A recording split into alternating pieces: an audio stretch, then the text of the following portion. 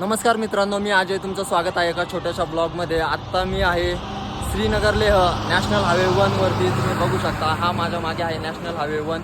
आणि आत्ता मी आलेलो आहे इथल्या द्रास गावामध्ये।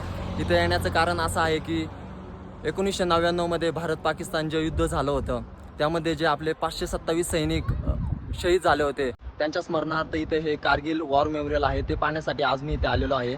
माझ्या मागे तुम्ही पाहू शकता, हे आहे कारगिल वॉर मेमोरियल।